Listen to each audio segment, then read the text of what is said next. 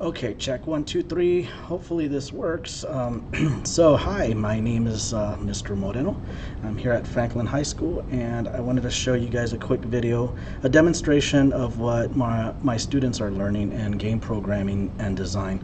Now, this is my own version of the game, but this is very similar to what a lot of the students are working on right now.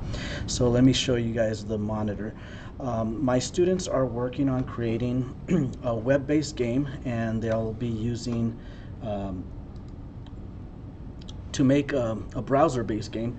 They're going to be using three different files: an HTML file, a JavaScript file, and a CSS file.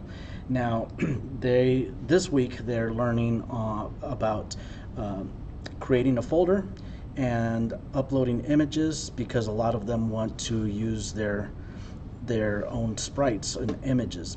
So what we're looking at doing is having them create their images using pixel art generators, editors, and things like that. And then they create a folder here titled images, or whatever the directory is going to be called, and then they upload their files. Now what I've done is I found this image right here, which I found on Envato Elements, which is a subscription that I have, and I use it for a lot of my assignments.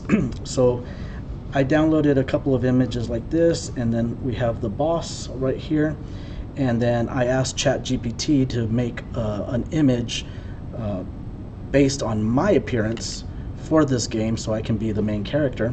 And from that, I edited this in Adobe Illustrator. So these are all layers. I can control the color of the pants, the shirts, my skin tone. I forgot to change the beard because I don't have the beard right now. Plus I got to dye this a little bit more. But I wanted to look a little bit younger. So we have that, and I have my Franklin High School logo on my laptop. And I've also created a tomato, because that's going to be my weapon of choice. And so let me show you what we've got. So here we have the file paths in the JavaScript file, where we assign these different images that are going to be used in the game. We also can change the scale of the images. We can configure the player image's height and width, the speed, the gravity, friction, the jump height. Everything is customizable. Even the speed of the tomato that I throw, the tomato size, all of that stuff is configurable.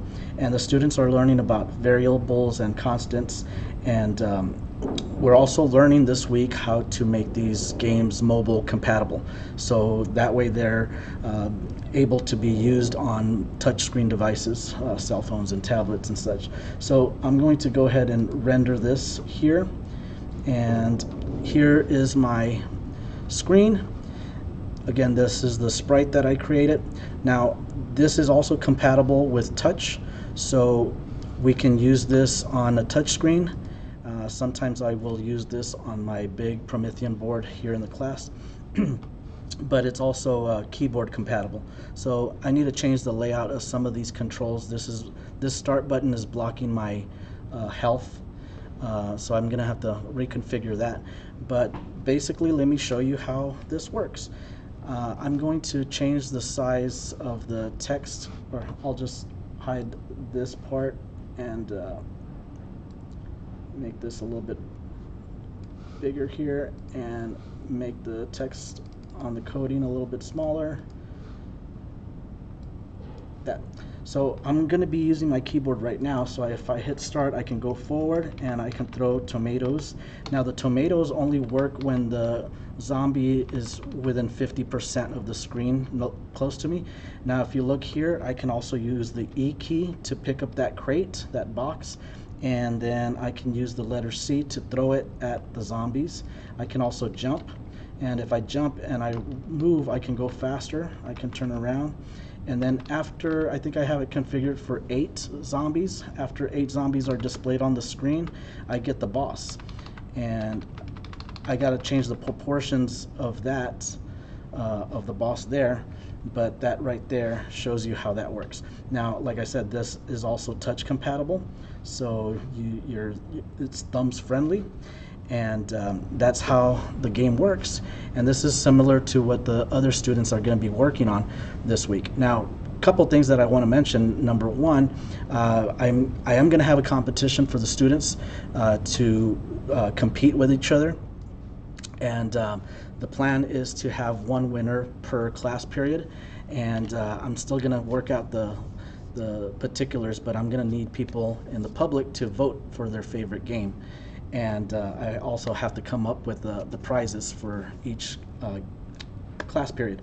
So I hope you guys enjoy this. I wanted to give you guys a look at what my students are working on here in my class, and I look forward to posting more videos of the students' work, and hopefully I can get some interviews with the students to explain what inspired that game, some of the difficulties, the challenges that they had in making the game, and hopefully we can get some great work and you guys can vote on them.